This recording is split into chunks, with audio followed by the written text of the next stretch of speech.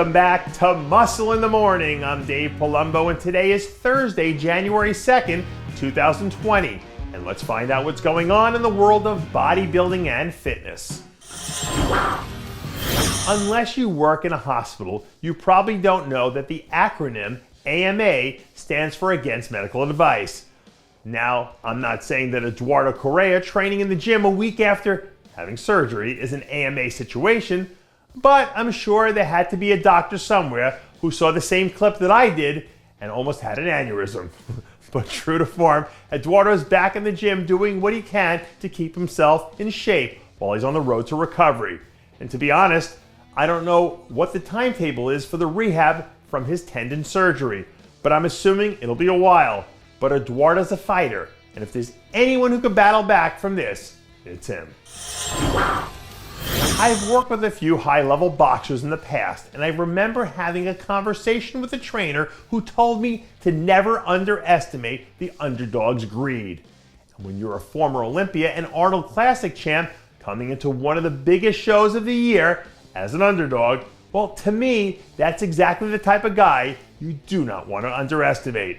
I have it on good authority that Brandon Hendrickson's camp believes they're on track to be their all-time best for the Arnold 10 weeks from now. And based on what I've seen, they might be right. Brandon seems like he's embracing the underdog mentality and using it to his full advantage. So if he can get a career-best Brandon Hendrickson performance there, he can easily be capable of bringing home the win. The two key tenets of an old Japanese Bushido code are duty and loyalty above all else. And for me, there's no one in bodybuilding who embraces the old school samurai warrior code quite like Dexter Jackson. Once again, Dexter finds himself in a familiar place prepping for yet another Arnold Classic.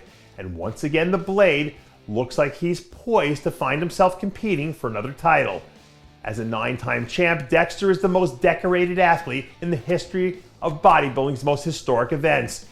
And as someone who's won more battles than anyone who's ever set foot on a stage, you know that once those lights come on, he'll be ready to take on all comers.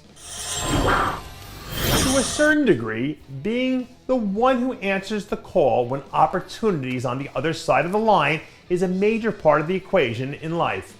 So hopefully when March rolls around, Priscila Leimbacher's ready to answer, because there's a chance that Lady Luck might be giving her a ring when she touches down in Columbus, Ohio. The third-year pro is heading into her first Bikini International, where she'll have a golden opportunity to put herself on the map as a potential top talent in the division with a strong performance. This year we saw Priscila put together a lights-out performance in her win at the Pittsburgh Pro. So if she can put together an upgraded version of that look, there's a chance we see her land a spot in the first call-out. And that does it for yet another edition of Muscle in the Morning. I'm Dave Palumbo, reminding you to always be true to your passions, and make sure to follow us on Facebook, Twitter, and Instagram.